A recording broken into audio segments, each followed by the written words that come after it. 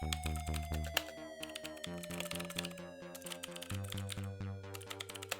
have a copy of this early computer game that was developed in Liverpool and released via Ocean Software for both the ZX Spectrum and Commodore 64 computer platforms. I've never owned either computer, so I was unable to play it at the time. I hear it takes quite a while to master and finally arrive at the Pleasure Dome. We were the only group to have a computer game at the time. It was, in retrospect, quite a collector's item. It also included a version of Relax on cassette. Here's a run through of the game, although many people couldn't work out how to solve all the problems to get to the end.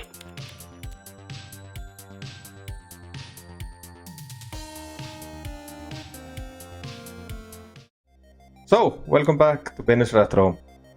This week I am going to play a game which is actually, outside of Taipan and Whizball, kind of the main reason why I started this channel. This is a game I've been wanting to play since 1984. When I saw it in magazines, but I was never able to play it. I never got a hold of it. I've actually never tried this. This game is the Frankie Goes to Hollywood game. So, a little bit about this. I'll get into the story behind this game a little bit later in this video. But this, Frankie Goes to Hollywood, and it says here, welcome to the pleasure game. So, as you know, Frankie Goes to Hollywood was an interesting 80s pop band. And I don't know how it was in your country, but in my country, in Iceland, in the middle of the 80s, there were only two bands, really. Either you were in one camp or you were on the other. You were either Barcelona or Real Madrid. You were either Wham! I have this thing that I have not tested out, Wham! The music box. The complete sound system for your Spectrum. This is for a later video. But there was Wham! And there was Duran Duran. And you were in either camp, basically. And I think this was from anyone who was between like 4 and 18. It was Wham! Or Duran Duran, unless you were, of course, metal. But I was neither. I was Frankie Goes to Hollywood. To me, I've always been kind of this contrary person with different views from the public. Like later on when I was into metal in my teenage years, no, I wasn't Metallica or those kind of bands. No, I was Faith No More. So I've always been a little bit, tried to be a little bit different. And Frankie Goes to Hollywood sure felt different. They were, you saw their music videos a lot on TV in Iceland actually. And they just felt very interesting. I did not know anything about what these songs were about. I had no idea as a 7-year-old that the song Relax was about delayed ejaculation. But that's something you learn, and all power to them for making this kind of song. It's a great song. They just felt like an interesting band. They were also political. What was the name of the song? Two Tribes. It was Russia against America, fighting like wrestling style, if I remember correctly. There was Welcome to the Pleasure Dome. Like I said, welcome to the pleasure game. I always, as a kid, imagined the Pleasure Dome being something like the Thunderdome from Mad Max. I'm pretty sure that was not the idea of it, but yeah, and they also were kind of romantic. They had this Christmassy romantic song, The Power of Love, which struck a chord with 8-year-old me for some reason, or 7 maybe. But yeah, Frankie Goes to Hollywood, they were my band. But this thing is so interesting. What is this thing? This is kind of an anomaly, to be honest. I think it was a super popular game. I'll get into that later. And it was a game based on a band. And what is this? Like, what is this cover? Why did this become so popular? This game is a complete mystery, and everything I read about it makes me think that it's a total mystery. So let's read a little bit here. Frankie have sent you over 60 tasks in your journey from Mundainesville through the Pleasure Dome. So clearly the task is to get to the Pleasure Dome. Tasks ranging from the trivial to heroic feats of skills and intelligence. Whenever you complete these challenges, a bar chart will show your increase in the various elements of your personality, and pleasure points will be awarded. And your goal is to become a complete person.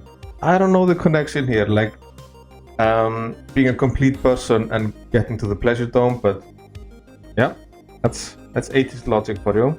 And to achieve this, you must reach the top on the bar charts when the letters BANG will appear above the personality.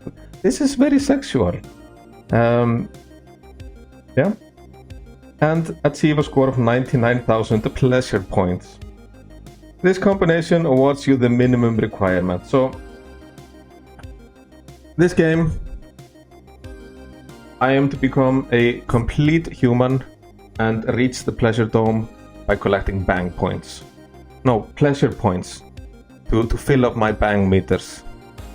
Thank you, Frankie. I am very much looking forward to this.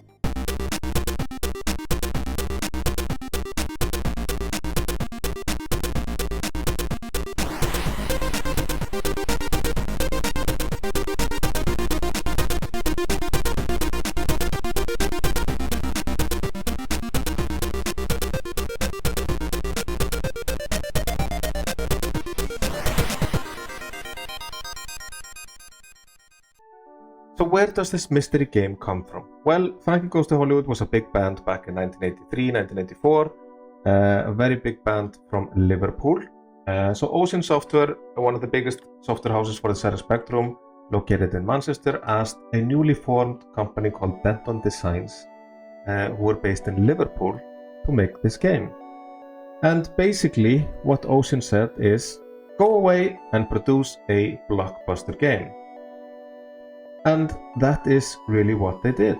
But it wasn't an easy task. There's a lot of brainstorming, apparently.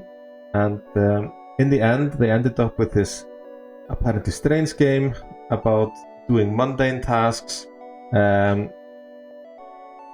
getting a score represented by 4-pronged tenets of sex, war, love, and religion. I mean, yeah, it's I'm looking forward to playing it. This game sounds like pure fun and chaos. I love it. But okay, let's hope I'm gonna love playing it this much. But what was the reception like? Well, the reception was pretty good, I would have to say. Crash, it was a crash mass, of course, with an overall score of 94%. And all the scores, like graphics, playability, all that, 93 to 95%. And they said fun doesn't begin to describe this experience. And really praised the game for its exploration.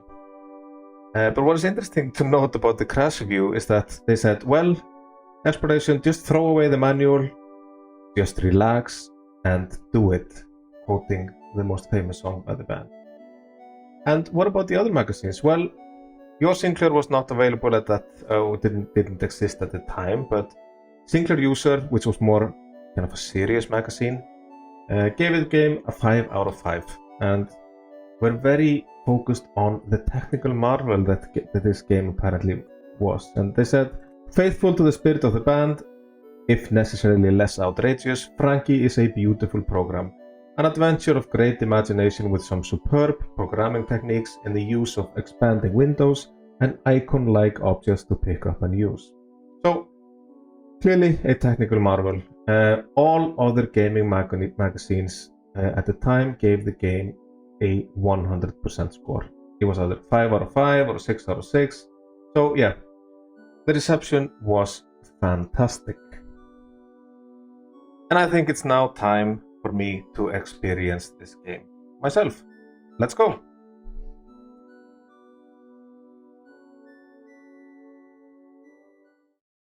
So, here we are, Frankie the computer game. Welcome to the pleasure game. So, this is not my first start to this game because I've been thoroughly confused by it. I did one start just to figure out the controls. And I'm gonna go through them right now. It's a good song. It's two tribes, right? So this looks simple enough. Left, right, up, down, fire. And we're doing that. Left, right, up, down, fire. And yes. And now the game starts. Okay, I need to go into the manual here to explain what is happening. You begin your adventure devoid of personality in an environment of suburban boredom. But don't be put off by the ennui. All may not be as it appears. There are different streets and different houses. Take nothing for granted. Touch everything, explore, probe, experiment. Your curiosity will be rewarded. So, I'm just supposed to walk around, touch everything, explore, and I have an inventory that has a maximum of 8 items. So, walk, left, right, simple enough. This is where I got confused and didn't know what to do. So there are several things I can do here. First one is this one. I can strike a cool pose. And this is actually quite important. I'm going to get to that later. This I can do, but I can also do this. Sorry. I can point. I can point like this. And now back down, and I can point again, but that's not all. If I press up here, I can point like this. Okay.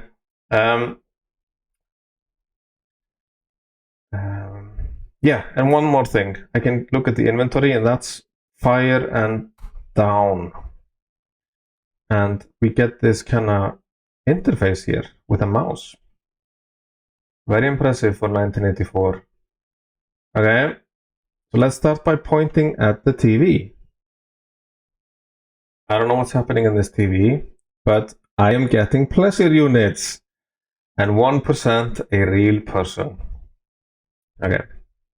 Let's strike a pose here. I'm going to show you what happens when I strike a pose. So I can't use these doors unless I'm in a cool pose. So now I can do like this. And let's check. Point at this thing here. I'm just pressing all the wrong buttons. I'm sorry. And I have a money bag. And 2% real person. Who doesn't love a random money bag? And now I'm outside. In this very, very English suburban environment. And my heart meter is all up. Okay, let's check this out. Here's a phone. Let's point at that. Something is happening on the phone. And yes, I'm 4% a real person. This is all going swimmingly. Okay, let's strike a pose here. Get inside here. There's a, oh, there are footsteps. And a kettle. Let's check out the refrigerator. What do we have here? Fish. I have a fish. And more pleasure units for finding the fish. There's something else in here. Milk, probably. Let's take that as well. For some reason. Oh, I have a pint of milk. And 800 more pleasure units. Let's check out something more here. Or maybe I should just check out these footsteps here. No, I came from there. Something is up. Okay, now I'm just repeating myself. I'm gonna pause this, see what I can do, and get back to you.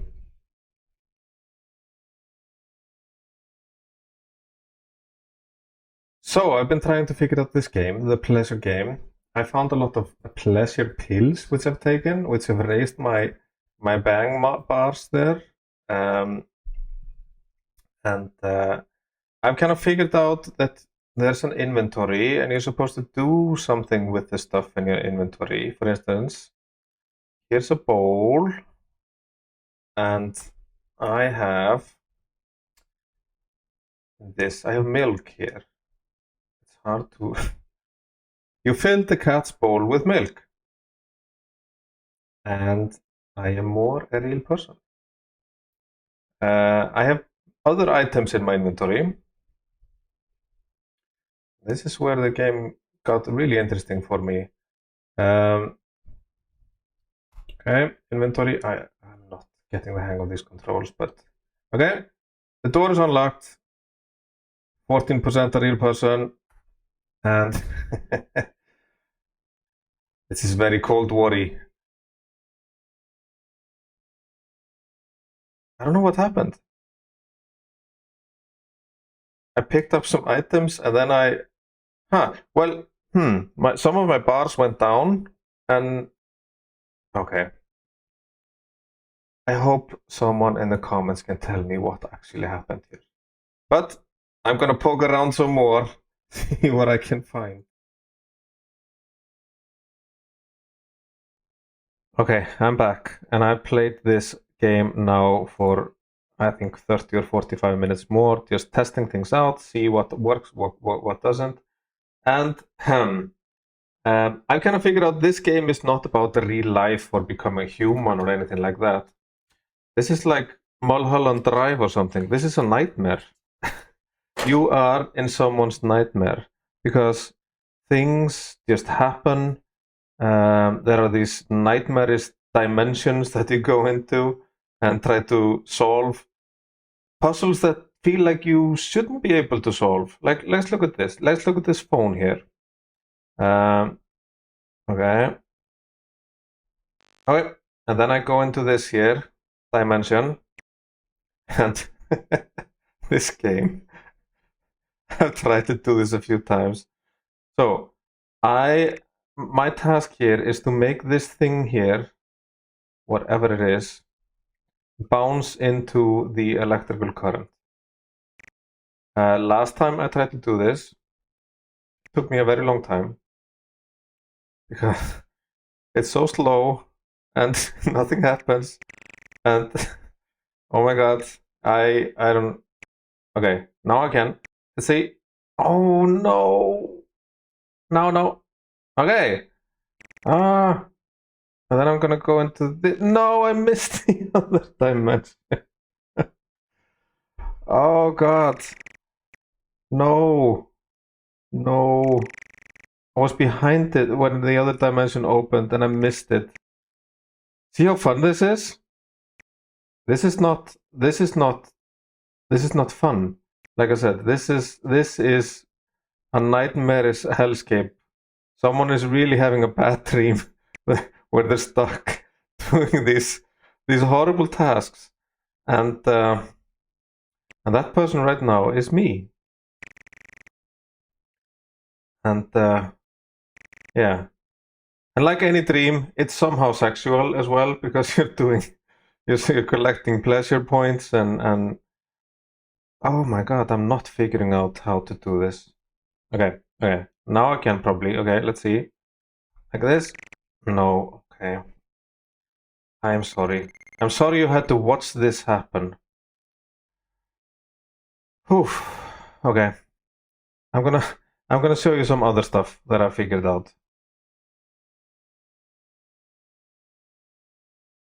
Okay, I'm in another TV. I don't know what this is. I don't know what I'm doing. Maybe... Did I touch some of this stuff? Uh-oh. What? Why did this happen? Am I supposed to get to the bottom or something? Okay. What? Oh! And I get to the dimension. What the hell? Is this Reagan and Gorbachev? It is, right. I'm Reagan, clearly. What is happening? What are we doing? I have 17 points, he has 18? Are we supposed to shoot? Ah, he's shooting me. I'm stuck. Oh my god.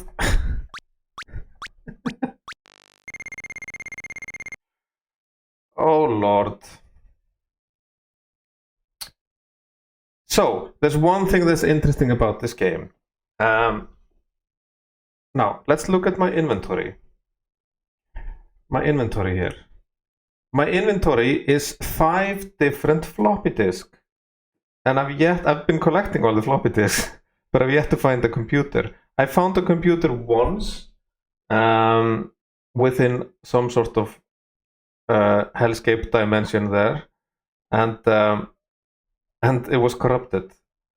So I've been trying to get back to that hellscape dimension, which is really hard, by collecting all the floppy disks that I find. I'm starting to suspect that these items are all randomly generated. And they just... okay, see this. This is interesting. When I use an item, now I'm going to use the money bag. A money bag was of no use to you here. A very common thing in this. And now the money bag has disappeared. Where did it go? This thing is a crime against game design.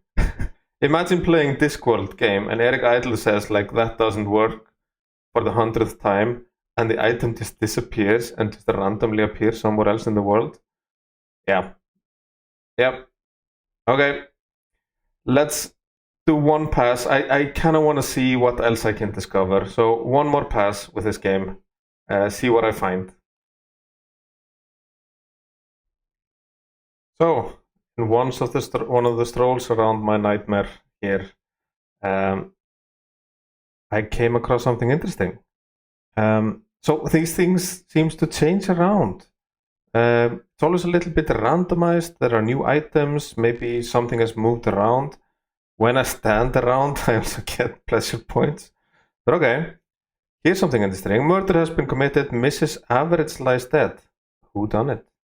Find the clues and return here to name the killer. I'm getting a lot of points for this. I'm at 28%. I think that's pretty good. The killer has no children. Well, surprise, there are no children in this hellscape of a world. Why should she have any children? So I think I'm just supposed to walk around.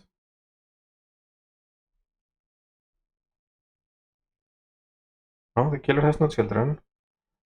And we go here. The killer is a Taurian. And I'm getting a lot of points for my murder mystery. The killer likes red wine. Yes. Interesting. Joe Public thinks alcohol is... Okay, now you're just spewing random stuff at me. Nothing here. Killer likes red wine.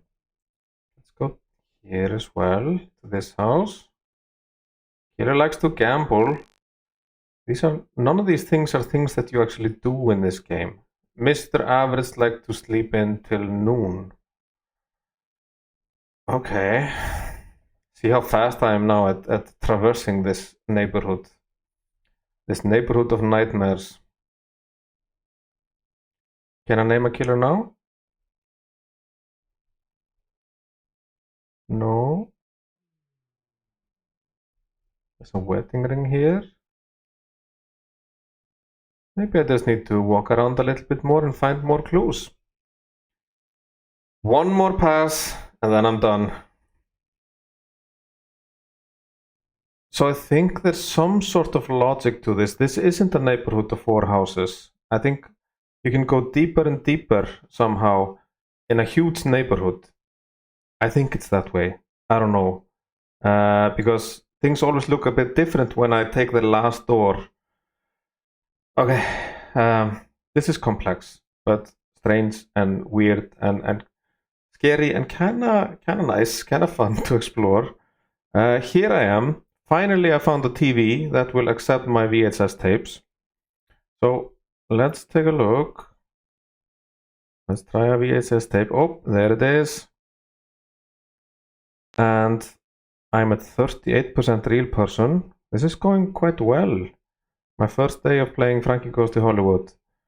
I think I am going to use one of my many floppy disks here. Read error. Okay, let's try one here then. With the computers. Oh! Something's happening. I'm 40% a real person now. Okay. Why was there an elevator there? What am I supposed to do here? Okay. And oh, and I'm back again. Back into the nightmare. Okay, I'm done. I'm done. I think I have like 10 or 15 clues in the murder mystery, but I can't find the body again. So, yeah, we're close to 40%. I think I've experienced Frankie Goes to Hollywood. Let's give my verdict.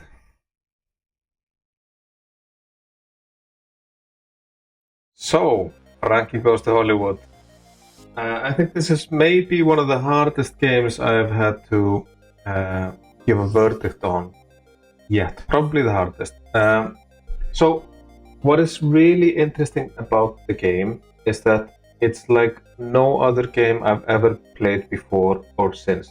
I mean, when this came out, graphic adventures didn't exist. This is probably the first kind of graphic adventure, really. I mean, if you talk about things like Sierra games and later on LucasArts, like point-and-click adventures, this is trying to do a bit of that.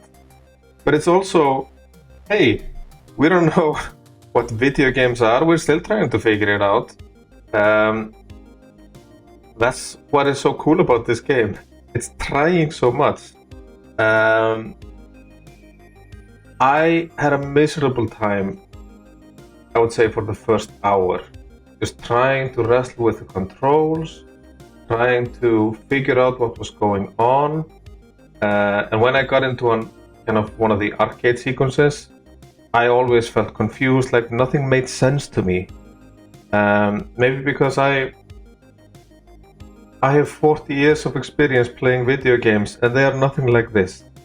This is something else. This is something different. This is something super creative. We didn't follow any rules because the rules kind of didn't exist. And I think really it's a very hard game to recommend today. I think I would have absolutely loved this if I had gotten this when I was 7 years old, when this came out. This feels like an extension of something like Jet Set Willy. Just exploration, a little bit of chaos, and not kind of knowing what is going on. This would have been perfect for me. I would have loved it. I also loved Frankie Goes to Hollywood at the time. This would have been my game, really. Today, I had a really hard time with it, to be honest. But what is interesting is that I couldn't put it away. I think I played it for like 3 hours or something. Just trying to find out, trying to solve the puzzle of what this game actually is. What is the game trying to do? What's happening around the next corner? And always something a little bit new was happening. It felt like a fever dream. It felt like a David Lynch movie. It felt very weird. And while I wouldn't say I traditionally kind of enjoyed it, I respect this game. I think it's a cool game. It's very different. There's nothing like it. I'm gonna put it here somewhere.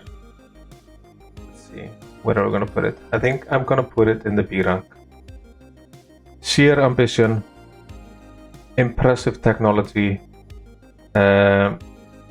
chaos, fever dream. It's really cool. Is it a fun game to play today, outside of just trying to figure out what it is? No. That's not what this game is. But as a historical document and as something completely different from anything I've ever played before, yes, it's a cool game.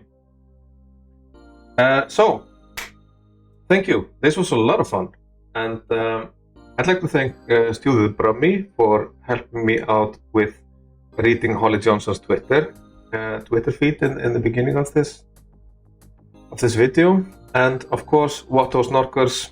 He helped me make some AI images. We always have a lot of fun making those. And BuddyPal for the music as always.